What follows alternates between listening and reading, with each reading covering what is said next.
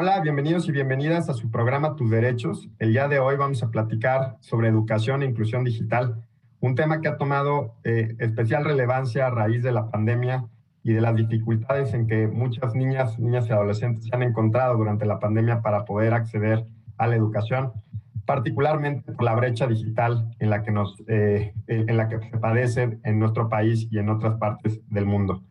Para este fin, tengo el gusto de presentar, en primer lugar, a Ana Paulina Gutiérrez Martínez, quien es integrante y profesora investigadora del Centro de Estudios de Género del Colmex. Su agenda de investigación incluye temas como sociabilidades, narrativas autobiográficas y procesos de configuración de las identidades de género, feminismos, lactancia y redes sociodigitales. Ha participado como profesora en cursos y diplomados especializados en género y sexualidades en instituciones como el UNAM y el Colegio de México. Actualmente coordina la maestría en estudios de género del CEG. Bienvenida, Ana Paulina. Muchas gracias. En segundo lugar, presento a Janina Cuevas Zúñiga, quien es oficial nacional de educación del Fondo de las Naciones Unidas para la Infancia en México, UNICEF, enfocada en educación para adolescentes.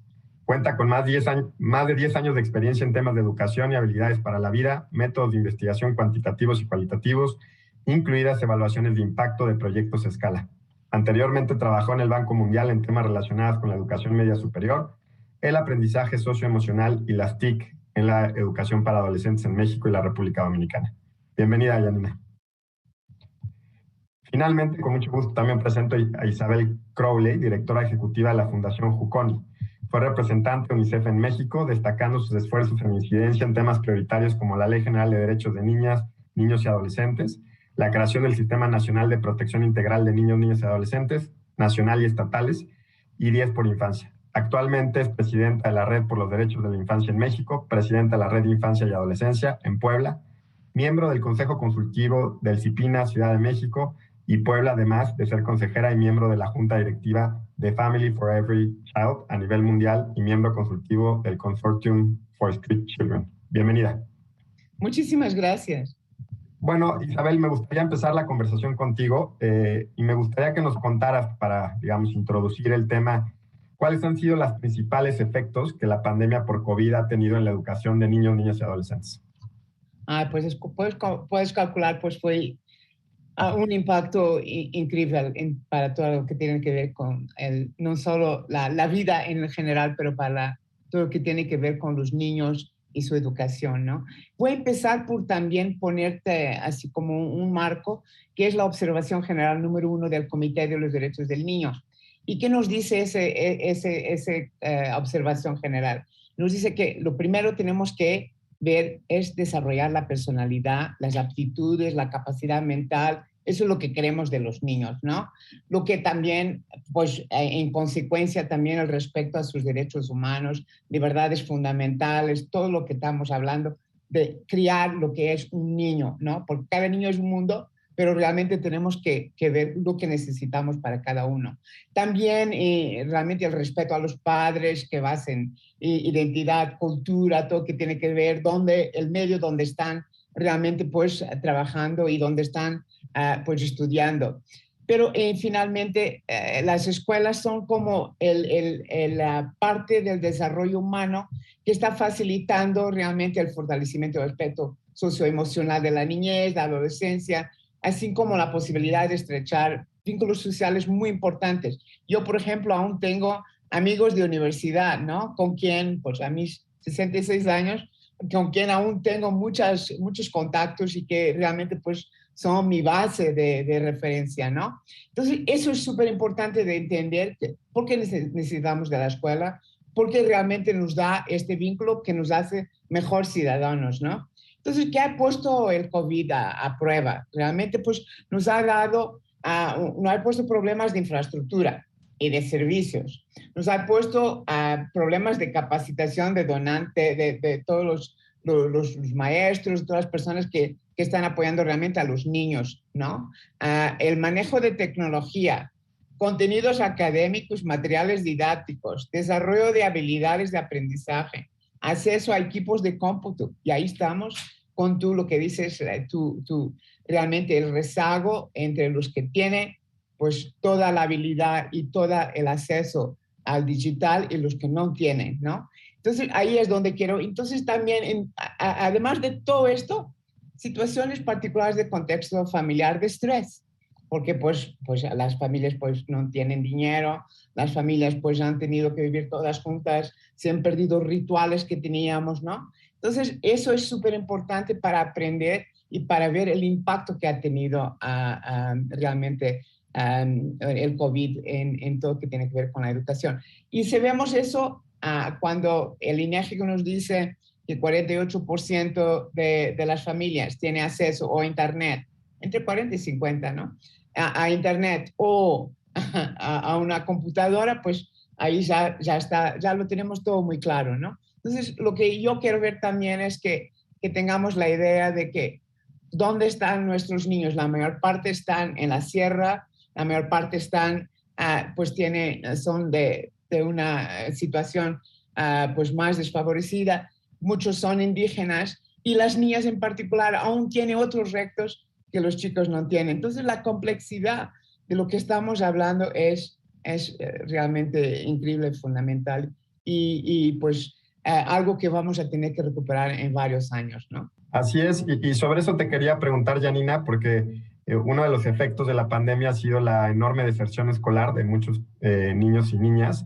¿Y cuáles van a ser las consecuencias de esto, digamos, a mediano y largo plazo? Claro, Roberto. Pues mira, realmente es un reto todavía porque siguen habiendo muchas cifras de la magnitud. Creo que todavía no estamos en posibilidades de ver cuál es el impacto en términos de abandono. Se habla sobre que el mayor impacto, ¿no?, es incluso en la población adolescente. Ya desde antes de la pandemia, y bueno, esto ya lo hemos escuchado, ya había una crisis educativa, ¿no? Lo que hizo la pandemia, no solo en educación, pero en otros aspectos, es profundizar las crisis que ya teníamos en varias áreas de la vida, ¿no? Pero en particular en la educación, ya desde antes de la pandemia, en donde se observaban mayores tasas de abandono, justamente en la transición de secundaria a media superior. Se va haciendo un embudo, las brechas y los rezagos educativos se van acumulando y es ahí donde justo hay pues mucha más tasa de abandono y eso pues evidentemente seguirá sucediendo ahora después de la pandemia. Como te decía, aún no hay como, el INEGI ha hecho algunos cálculos, la propia SEP, ¿no? Pero ha sido bien complicado todavía cuantificar la magnitud de la tasa de abandono. Entonces va a suceder, en algún momento sabremos, ya que se levante la 911, que es el instrumento que usa la Secretaría de Educación Pública para justamente medir los indicadores educativos nacionales, pero por la misma pandemia hubo problemas de levantamiento de información, pero bueno, una vez que sepamos esto, ¿qué es lo que va a pasar, no?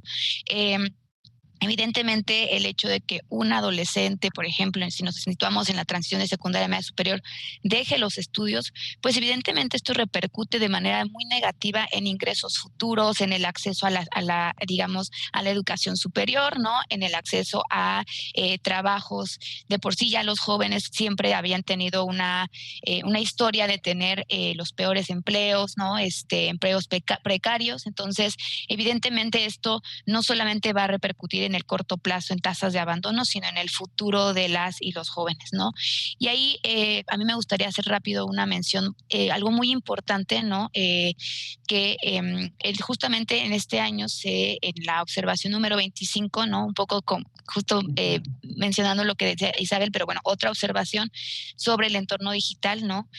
Por primera vez, ¿no? Y es histórica esa observación, todos los derechos offline aplican de forma online, ¿no? Y justamente ahí, pues, uno de los derechos, digamos, todos los derechos de la convención que aplican a un niño fuera de, digamos, de las redes, también aplican, ¿no? Y se expresa muy claramente en esta observación, aplican también en el entorno online y eso evidentemente implica la educación, ¿no? Y ahí vemos que, pues eso, o sea, simplemente en PISA de 2018 veíamos que el 50% de los chicos que estuvieron o que tomaron PISA tienen una computadora e internet. Entonces, digamos que todavía hay una deuda tremendísima, ¿no? En términos de cómo realmente los derechos que aplican offline pueden aplicar online y eso se dio y se vio de mucho más de forma manifiesta ahora por la pandemia, ¿no? Gracias, Janina. Ana Paulina, ya había un tema que también había mencionado Isabel, que me gustaría pudieras ahondar.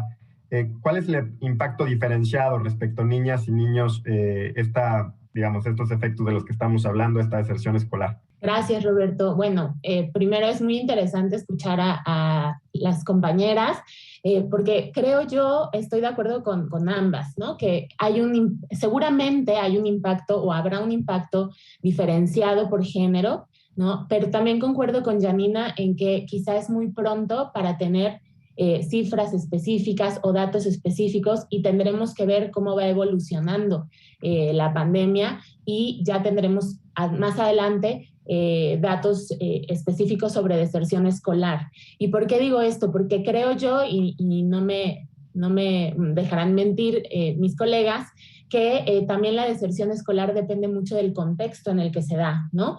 Es decir, no es igual en todos los contextos, sino que habrá contextos donde inclusive los hombres sean quienes desertan más, ¿no? Por cuestiones asociadas a la proveeduría, por ejemplo, que es una cuestión cultural y también pues muy real y muy tajante y muy tangible que se espera de los hombres a cierta edad, ¿no? Pero también es cierto que ahora con la pandemia podemos ver, y seguramente hablaremos más adelante en esta sesión del tema, cómo el trabajo de cuidados recae de una manera muy, muy fuerte en las mujeres, de todas las edades, diría yo, ¿no? Y también en los niños, no solo en las niñas, también en los niños, ¿no? Que se encargan de cuidar a los hermanos, ¿no? Están a cargo de muchas tareas en el hogar que son muy importantes y que sin ellas no se podría hacer el trabajo fuera del hogar o el trabajo que se concibe como el trabajo remunerado, ¿no? Pero sabemos ya que el trabajo, desde hace mucho tiempo, que el trabajo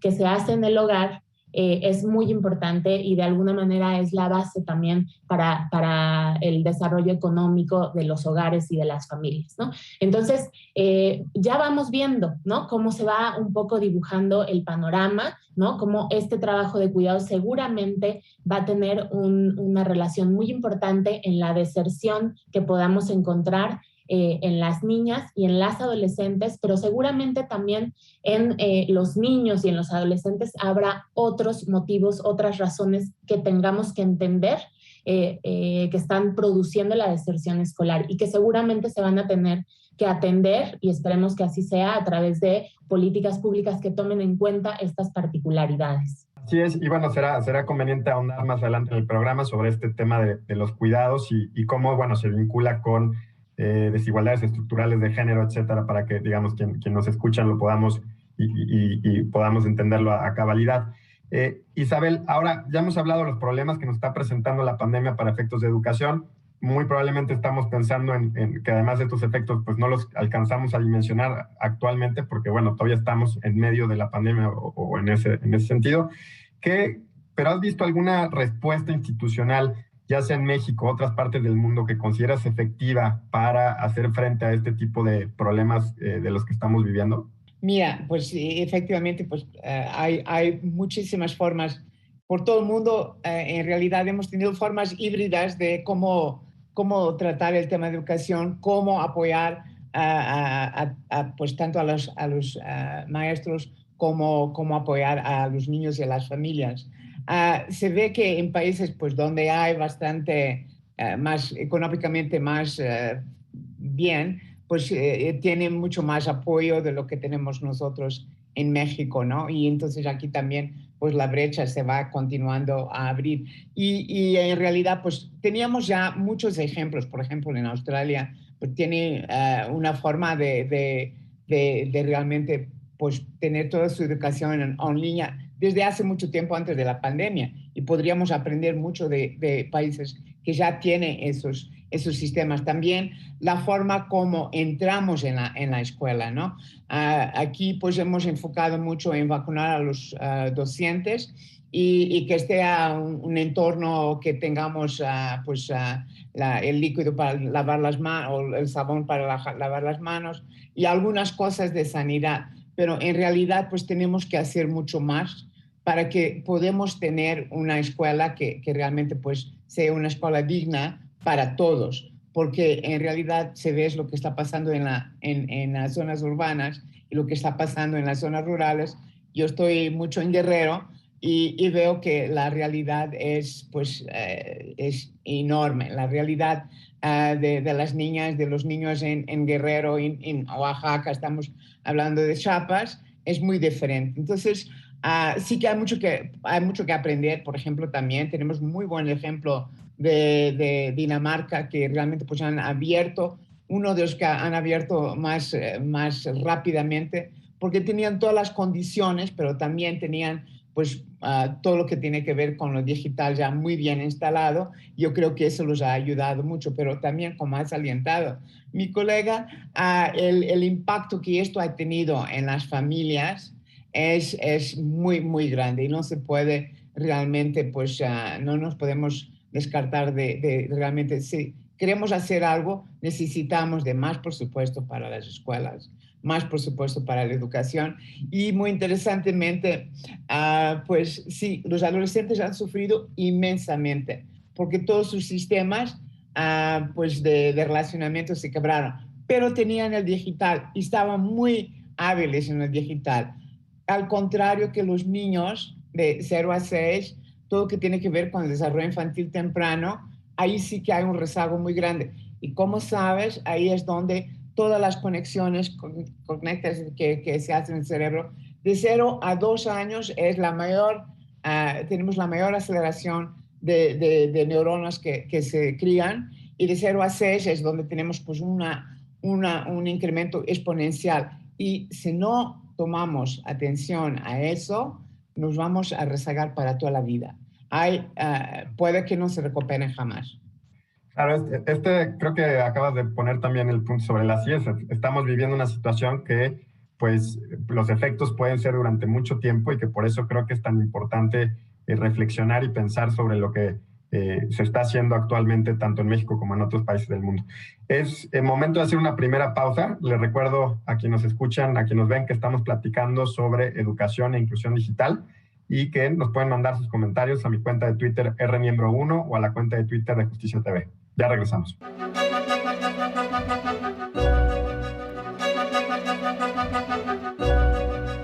Ya estamos de regreso en su programa Tus Derechos. Estamos platicando sobre educación e inclusión digital. Janina, me gustaría retomar la conversación contigo y nos contaras brevemente cuáles han sido los principales pronunciamientos del UNICEF sobre los retos y efectos del COVID en la educación. Sí, bueno, mira, justo ahora que ya está de vuelta a la escuela, ¿no? Este ciclo escolar ya se promovió el hecho de que regresáramos, digamos, de forma presencial a las escuelas. UNICEF siempre, bueno, fue muy claro en cuál era la posición, y era que debían regresar niños, niñas y adolescentes a la escuela. Y en ese sentido me gustaría mencionar rápido 3 cosas que creo que para nosotros era fundamental, ¿no? En términos de este regreso a clases.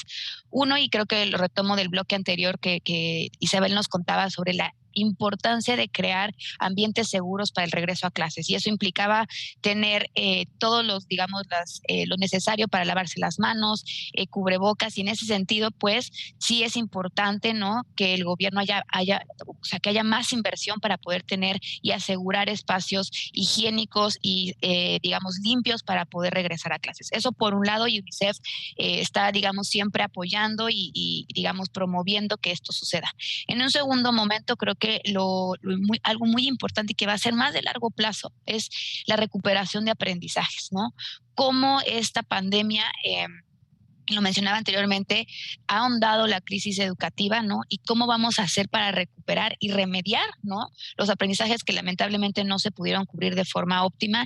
Y eso, bueno, hay muchas experiencias, pueden hablarse desde tutorías, digamos, educación híbrida, seguir utilizando contenidos digitales, bueno, un sinnúmero de posibilidades que tendrían que estar sucediendo ya, ¿no?, para poder recuperar los aprendizajes, y no solamente que haya educación, sino que haya educación de calidad, que es un derecho, ¿no? Y por último, creo que, y ya lo vamos a mencionar yo un poquito más adelante, el tema de salud mental, ¿no? Cuidar la salud mental. Esta parte, digamos, de la poca socialización que hubo durante este tiempo, sobre todo, por ejemplo, para los adolescentes, que es tan importante importante estar con sus pares, cómo vamos a hacerle frente, cómo vamos a darles herramientas a las y los docentes para que una vez que regresen a clases, a los mismos padres y madres de familia y cuidadores, para que puedan, digamos, pues apoyar a los niños, niñas y adolescentes en el tema de salud mental y apoyo psicosocial. Entonces, esos son, creo que, de los 3 grandes ámbitos que UNICEF ha estado, digamos, pronunciándose, reconociendo y haciendo muchísima incidencia para que esto pueda suceder y el regreso y, digamos, la educación después de pandemia sea la óptima. Muy importante lo que mencionas, porque además pues, nos recuerdas que cuando hablamos de educación estamos hablando de un derecho fundamental, tanto previsto en nuestra Constitución como en distintos tratados. Entonces, digamos, hay una importancia prioritaria para su protección y garantía. Y Ana Paulina, ya habías mencionado en tu intervención anterior el tema de los cuidados. ¿Nos puedes explicar, digamos, a qué te refieres con esto, el tema de los cuidados y cómo se ve acentuada, digamos, tal vez la desigualdad de género derivada de la pandemia en tema de cuidados? Claro que sí.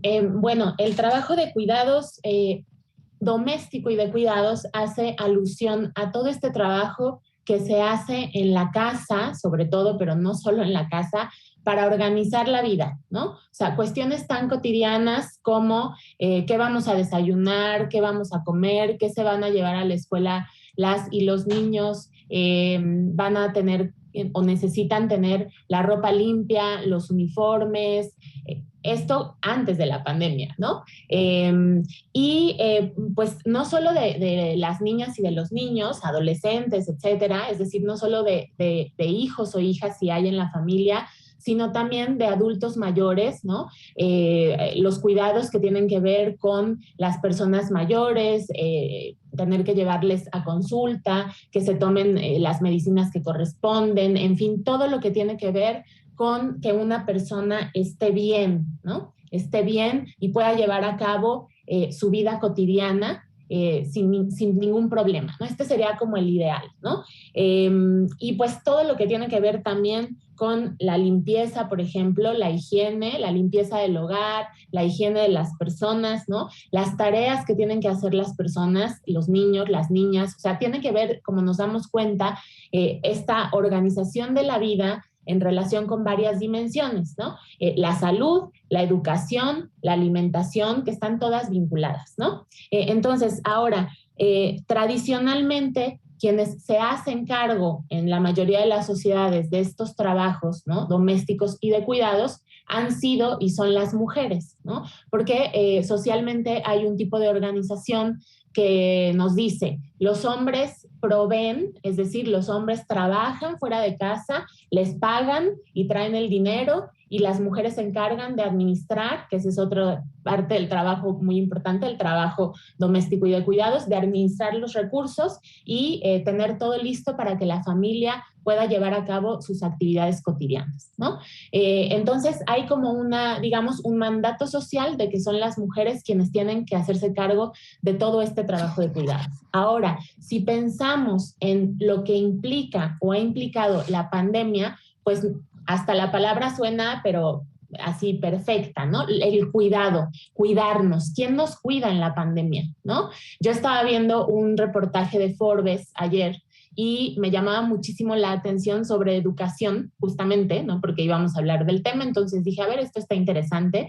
Y todas las personas que salían en este reportaje eran mujeres. Eran las mamás que están cuidando que los niños, las niñas hagan la tarea, que coman, que todo esto que ya expliqué, ¿no? Las maestras, ¿no? También, porque son tareas que tradicionalmente se relacionan con las mujeres. No quiere decir que siempre sea así, ni que no haya casos, hogares, escuelas donde haya hombres que hacen también trabajo de cuidados, pero tradicionalmente recae en las mujeres, ¿no? Entonces, pues el hecho de quién nos da el gel, quién nos cuida, ¿no? Para poder tener todo listo, pues si vemos, está a cargo de las mujeres, de las mamás, de las abuelas, de las tías, ¿no? Un poquito por ahí va.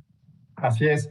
Y esto además se ha visto, digamos, reforzado por la pandemia, ¿no? Estos roles de género que, digamos, tenemos que combatir también porque pues están arraigados en una cultura, pues ya lo hemos dicho muchas veces en este programa, machista, en la que se asume que el cuidado recae exclusivamente en las mujeres. Isabel, bueno, otro de los temas que ya se mencionó por Janina en una de sus intervenciones es la falta de haber tenido escuela durante más de un año o varios meses generó pues que todos estuviéramos en casa y cambiaran nuestras prácticas cotidianas, nuestros rituales, como tú les llamas. Y además había una afectación en la salud mental para muchas personas porque, bueno, el encierro por tanto tiempo ha sido muy difícil. ¿Qué nos puedes decir sobre este tema? Mira, dos cosas. La primera, tienes toda la razón. No sé si te pasó a ti también, pero mismo a mí, cuando después de un año y medio de estar en casa, cuando empecé a salir, me costaba relacionarme con las personas. Me cansaba como toda esta relación que ya no estaba acostumbrada. Entonces, lo que pasó en los hogares fue eso. Lo que pasó en los hogares que nosotros, como también estaba hablando mi colega anteriormente, lo que pasaba es que teníamos nuestros rituales. Nos levantábamos, nos duchábamos, llevábamos a los niños a la escuela y de repente todos esos rituales se terminaron. Entonces, teníamos que establecer otros rituales en la casa. A esta hora se come, a esta hora vamos a cenar, aquí vamos a hablar. Y también, súper importante también, es el cuidado al cuidador, que realmente pues, por veces nos olvidamos. Las personas, y en este caso, como estamos hablando, las mujeres en lo general es las que llevan la tarea de cuidar a los niños y ahora hasta son maestras y hacen 50,000 cosas, ¿no? Entonces, ellas también necesitan de cuidarse, porque si ellas no se cuidan, y eso quiere decir que, mira, media hora es para mí. Me voy a sentar, me voy a hablar con mis amigas, me voy a leer un libro, me voy a estar tranquila para la salud mental de las cuidadoras y de los cuidadores, para que puedan efectivamente pues tener este hogar seguro que estamos hablando.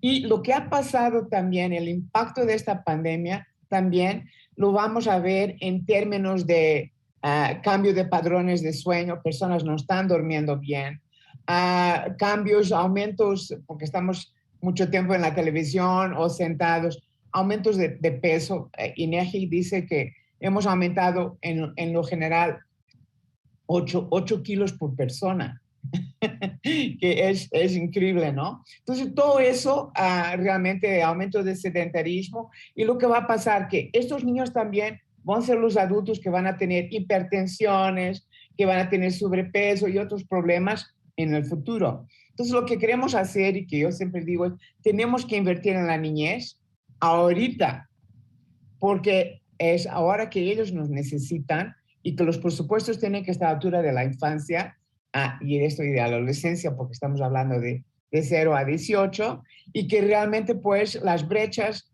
que estamos hablando aquí de digitales, las brechas que estamos hablando económicas, todas las brechas que estamos hablando aquí que pues conducen a diferentes métodos en cada familia, pues que sean bien cuidadas por el gobierno, porque estamos realmente, si no lo invertimos, vamos a pagarlo muy caro en el futuro. Claro.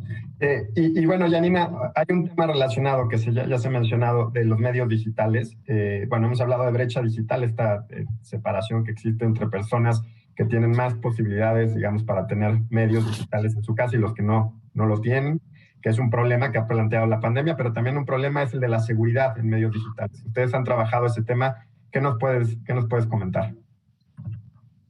Sí, muchas gracias, Roberto. Sí, justo creo que una de las grandes virtudes, porque lo queremos ver de forma positiva durante esta pandemia, es que un poco a fuerza, ¿no? Se migró muchísimo al mundo digital, que es algo positivo en general. El Internet nos abre muchas posibilidades de encontrar información, de conectarnos, ¿no? Y en ese sentido no lo queremos ver como un riesgo, sino cómo podemos nosotros también desde la educación digital, ¿no? Hacer que la inclusión y la educación sea segura, ¿no?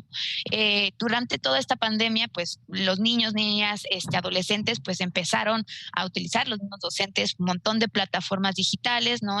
Para poder interactuar y comunicarse, y eso pues hizo que nuestro mundo se abriera muchísimo más hacia el Internet. Y lamentablemente se ha observado, ¿no? Que muchos de estas bueno, se han incrementado mucho los riesgos en Internet, ¿no? El ciberacoso, por ejemplo, ¿no? Tenemos desde las noticias falsas que no solamente afectan a niños, niñas y adolescentes, pero también a los adultos, ¿no? La protección de datos, todo lo que tiene que ver también con pues el sexting, ¿no? Que particularmente en los adolescentes, que es en donde yo me enfoco, ¿no? También es una práctica muy común actualmente y que puede lamentablemente derivar en temas como grooming, como incluso trata de personas, ¿no? Entonces, ¿cómo hacemos para que esta vorágine digital continúe a favor, ¿no? Potencie los derechos como el acceso a la educación, ¿no? Pero que también a la vez sea seguro, ¿no? Entonces, creo que ahí UNICEF ha tenido varios ejercicios, sobre todo de consulta con adolescentes, en donde vemos que todavía, ¿no? Un poquito más del 50% de los adolescentes reconocen que han sufrido ciberacoso, y lo grave de esto es que tiene consecuencias en la vida offline. Muchos de estos, del 50%, alrededor de la mitad, dijo que han dejado de ir a la escuela por temas de ciberacoso, ¿no? Y el otro tanto, un otro 10% dice que hubiera querido no ir a la escuela por lo que sufre de ciberacoso en redes sociales principalmente, ¿no? Y lamentablemente dentro de la población más afectada en esto son las mujeres, ¿no? La violencia no solamente se vive offline, sino también online. Las mujeres, no en este particular caso, de la consulta que les estoy contando que hizo UNICEF, son las mujeres adolescentes las que resultan pues con mayores incidencias de ciberacoso, de recepción de contenido sexual no solicitado, el sexting, ¿no? Entonces, ¿cómo también podemos parte, digamos, de esta observación que yo les contaba, justo también habla de las grandes posibilidades de cómo lo que aplica fuera de línea también aplica en línea, pero también cómo podemos capacitar a docentes, capacitar, digamos, a padres y madres de familia para generar un entorno seguro en medios digitales, porque finalmente creo que hoy por hoy no debemos dejar esta, digamos, esta ola, digamos, de utilización de medios digitales para la educación, que siga, ¿no? Creo que son herramientas muy importantes para los docentes que permiten diversificar, ¿no? La manera en la que los docentes anteriormente daban las clases. Entonces, creo que tendríamos que seguir promoviendo la utilización de estas plataformas, de estas herramientas digitales, pero a la par siempre estar pensando cómo hacerlo de forma segura, y creo que ahí es muy importante, y la educación digital es lo fundamental aquí para poder, digamos, hacer esto de forma totalmente protegida para niños, niñas y adolescentes. Claro, y bueno, relacionado con esto, Ana Paulina, antes de irnos a corte, nos quedan unos minutos.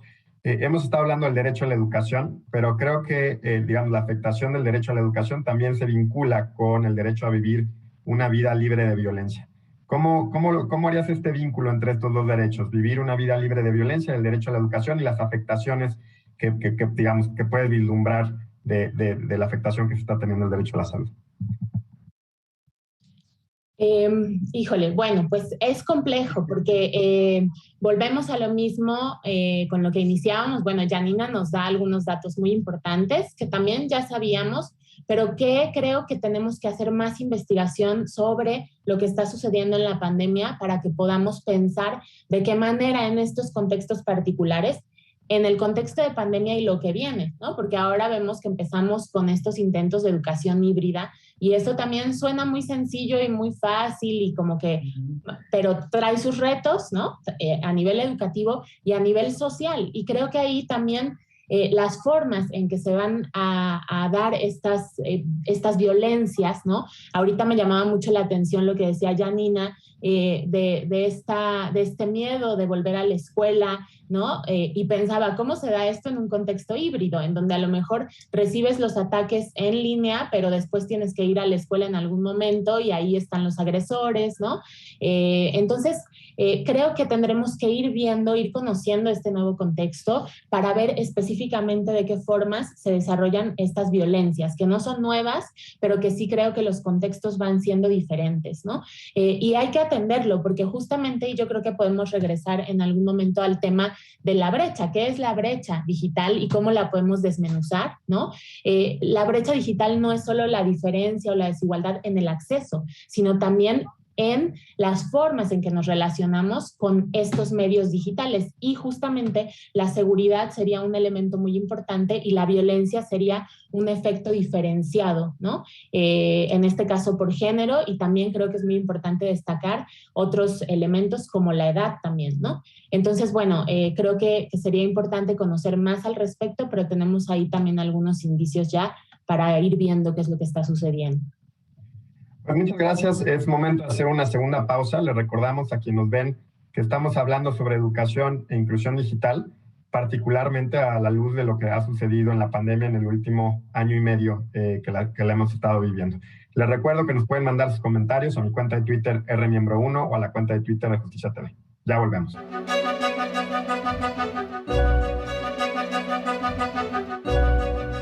Ya estamos de regreso en su programa Tus Derechos. Estamos platicando sobre el derecho a la educación y la inclusión digital. Isabel, me gustaría retomar la conversación contigo y nos comentaras brevemente, en términos generales, qué es lo que dice la observación general número 25 del Comité de los Derechos del Niño. Sí, muchísimas gracias. Es un punto súper importante porque es la más reciente de las observaciones del comité y la más puntual porque realmente toca estos temas que estamos hablando aquí, ¿no? Entonces, lo importante, y te voy a mencionar 4 temas que son súper importantes que tengamos en cuenta. El primero es el principio de no discriminación. Tenemos que tener un acceso equitativo, eficiente, en un entorno digital y que realmente pues, sea gratuito y seguro para los niños. Porque muchas veces vemos que pues, puede ser gratis, pero no es seguro, ¿no? Y eso también ya se tocó en el panel anterior. Y el segundo, muy importante, interés superior del niño, es nuestro artículo 4 constitucional mexicano, de la ley mexicana. Entonces, realmente el entorno digital no fue diseñado en principio para los niños, ¿no? Pero ahora ellos lo están utilizando. Sin embargo, tiene un papel ahora importantísimo en su vida, tanto para los jóvenes como para los niños y mismo los chiquititos, ¿no? Que ya tienen 2 años y ya saben hacer así, ¿no? Y pasar los programas, ¿no? Entonces, no discriminación, interés superior de la niñez. Un tercer punto súper importante que pues no le hacíamos mucho caso anteriormente y ahora pues estamos enfatizando enormemente, es el respeto a la opinión de los niños. Los niños tienen opiniones.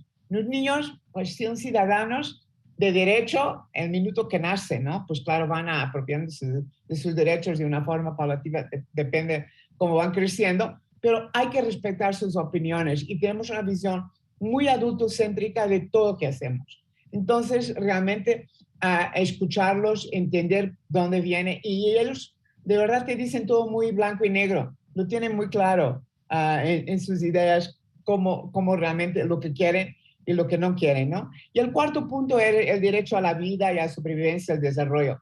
Sí que tenemos que utilizar dispositivos digitales, pero realmente no pueden sustituir también las interacciones que tenemos con los niños, con sus maestros, con sus amigos, con la comunidad en general, para que realmente pues, se sientan parte de esta sociedad de la que estamos creando, ¿no? Entonces, 4 puntos fundamentales que vienen de la Observación General 25, que pues, el Comité de Derechos del Niño lo ha puesto en marzo de 2021, en términos de digital, porque realmente era algo que les faltaba y que no han tenido ningún comentario. Y nos da mucha pauta, y ahí también yo le pongo el quinto para mí, que es que haga presupuestos para que todo eso se pueda hacer una realidad, ¿no?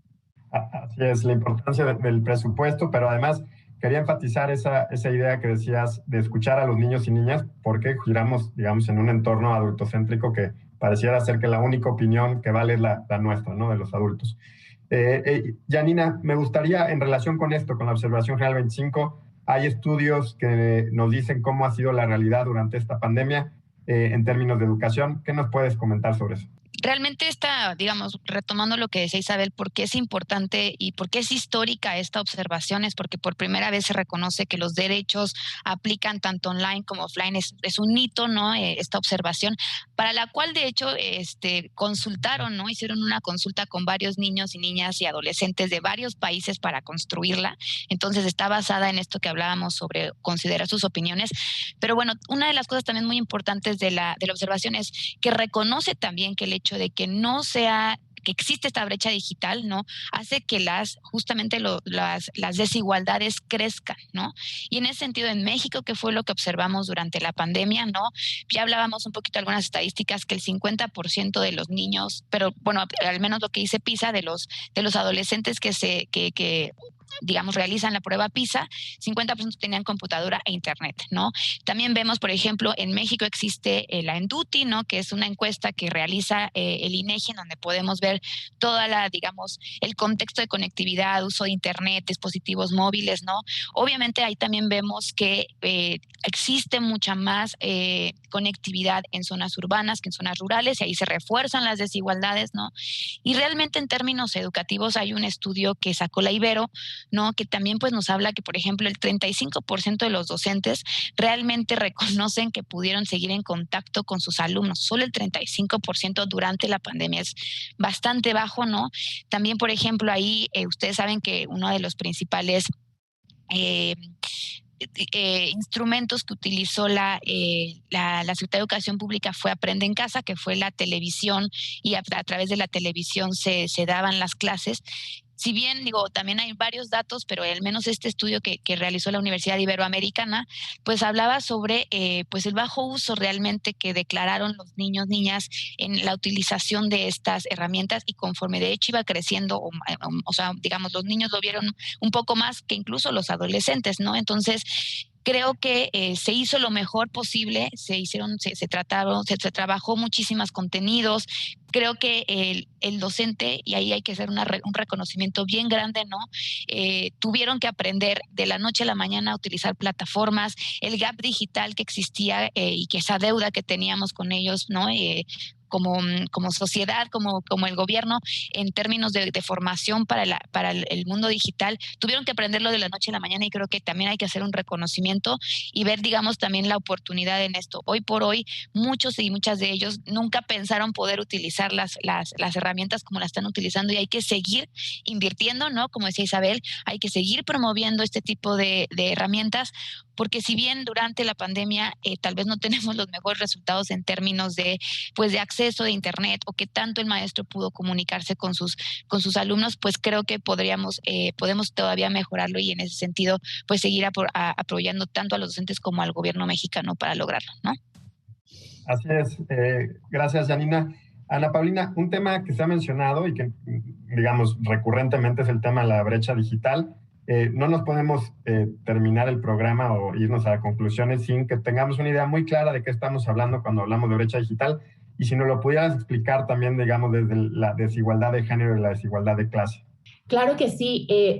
Escuchamos mucho sobre la brecha digital en estos tiempos, o el gap digital, como nos decía Janina, y hay que entenderlo como la desigualdad de posibilidades que existen entre personas y poblaciones para disponer de tres cuestiones muy importantes relacionadas con lo digital. La infraestructura, ¿no? Que sería, en términos muy simples, ¿me llega o no me llega el internet? ¿No? Uh-huh. El acceso, que también es muy importante, es decir, tengo un dispositivo, una conexión para acceder, valga la redundancia, al internet, así en general, y el uso de las tecnologías digitales, es decir, tengo las habilidades para usarlas y qué tipo de contenidos consumo y produzco, ¿no? Es decir, no todas las personas producen contenidos. Eso, por ejemplo, sería algo relacionado también con la brecha digital de lo que no se habla tanto, ¿no? Entonces, ahí nos damos cuenta que esta brecha es muy amplia, ¿no? O puede ser muy amplia. Y no solo tiene que ver, como ya mencionábamos, que es algo muy importante, por supuesto que tiene que ver con el género, sino que tiene que ver también con otras cuestiones como la edad, que también es algo que destaca mucho. No utilizan igual las tecnologías las niñas, los niños, que los adultos mayores, ¿no? Que tienen ciertas dificultades muy particulares para utilizar ciertas tecnologías, y también la clase social. Es decir, si yo no tengo una señal de internet, si no llega la cobertura, o sea, si no hay cobertura donde yo vivo, y no tengo dispositivos, o sea, ahí estaríamos hablando de plural, porque sabemos que hay varios hijos en algunas familias a quienes atender en cuestiones educativas, que es el tema del que estamos hablando, ¿no? Entonces, ahí ya estamos viendo podríamos ver un ejemplo de cómo se conjuntan estas brechas digitales en una familia en donde la cobertura no es la más amplia, entonces no tengo internet en la casa, ¿no? Me tengo que salir al kiosco, si hay un kiosco en donde haya internet gratuito, con un dispositivo, ¿no? Si es que lo tengo, si es mío o prestado, que esto lo vimos muchísimo, lo hemos visto mucho en pandemia, para bajar contenidos o subir contenidos de las tareas de los niños o de las niñas, ¿no? Entonces ahí ya vamos viendo cómo conviven ciertas diferentes condiciones que hacen que esta brecha sea amplia. Y lo mismo con las y los profesores, ¿no? O sea, no todas las profesoras y profesores en su casa tienen las mejores condiciones para dar sus clases, ¿no? Entonces, creo que es muy importante tener esto presente para que no tengamos la falsa idea de que, claro, ya el internet es democrático, todo el mundo tiene acceso. Por supuesto que esto se ha ido ampliando, pero todavía, como tú decías hace rato, Roberto, las desigualdades estructurales están presentes y se ven ahora en este escenario de pandemia y de educación a distancia. Así es, y bueno, y se ha hablado también mucho de cómo la pandemia las ha, digamos, mostrado, las ha hecho más crudas, más difíciles, y bueno, que nos exigen además reflexionar, hacer cosas para combatirlas. Es momento de hacer ya la última ronda, reflexiones finales, conclusiones. Volvemos contigo, Isabel. Adelante, por favor.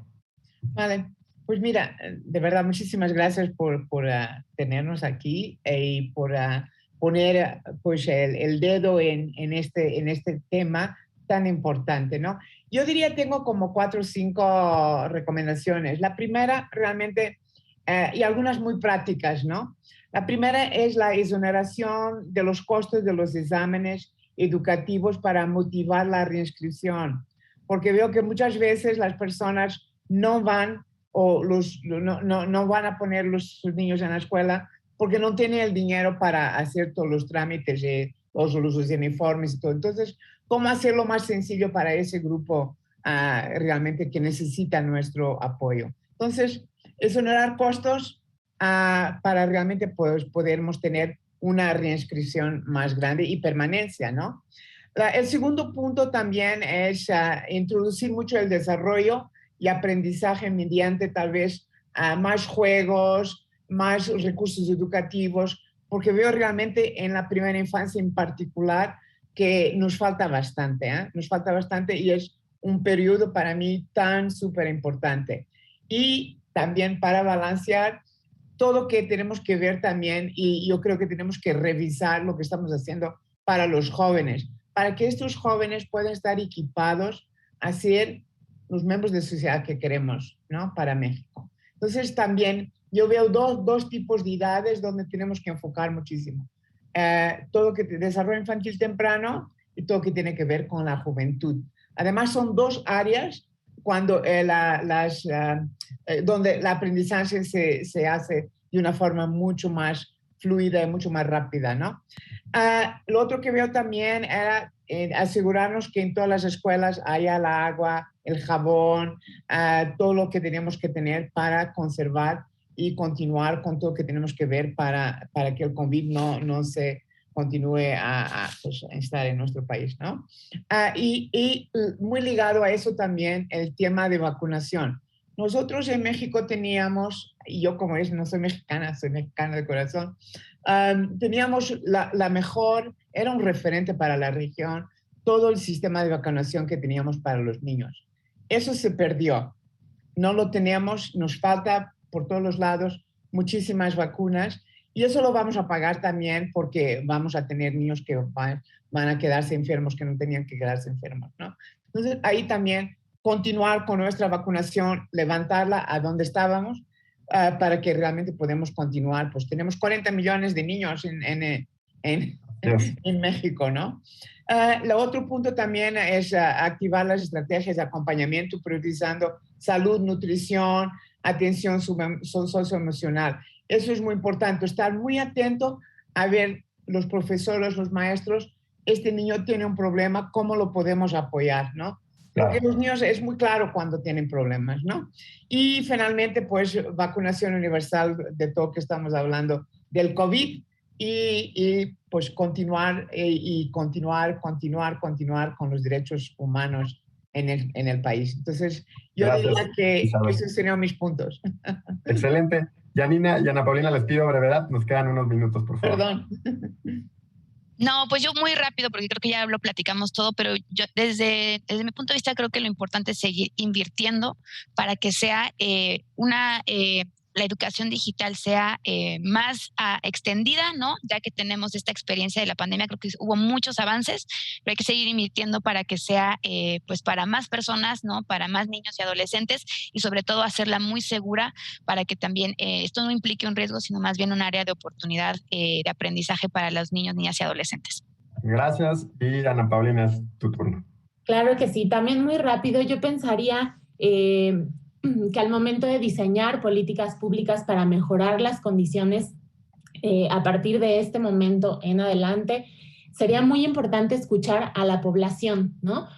A la población con sus complejidades, o sea, a las distintas personas que participan de todo esto que hemos hablado, o sea, es decir, a las mamás, a las y los profesores, a las y los niños, adolescentes, etcétera, etcétera, para saber qué es lo que realmente necesitan, pero también cuáles son las condiciones que tienen, ¿no? De vida, porque si no, lo que sucede es que se diseñan políticas que no aplican para todo el mundo, que no se pueden llevar a cabo porque pues no tengo ni siquiera la cobertura de internet, por ejemplo, ¿no? Entonces creo que escuchar a las personas es fundamental para que se puedan hacer cambios de calidad, ¿no? Les agradezco mucho la participación a las tres, ha sido un programa muy rico en contenido, creo que además nos ha servido para reflexionar, digamos, pausar el tren de vida y reflexionar sobre lo que estamos viviendo, las implicaciones que tiene para la pandemia ha tenido para la educación, para el desarrollo de niños, niñas y adolescentes, y además vinculado con un tema que vivimos todos los días de la brecha digital desde distintas perspectivas, que creo que ya con la última intervención de Ana Paulina quedó muy claro. Pues les agradezco también a quienes nos escucharon y nos acompañaron durante este programa y les invito a que nos vuelvan a sintonizar el próximo viernes a las 9 de la mañana. Hasta la próxima.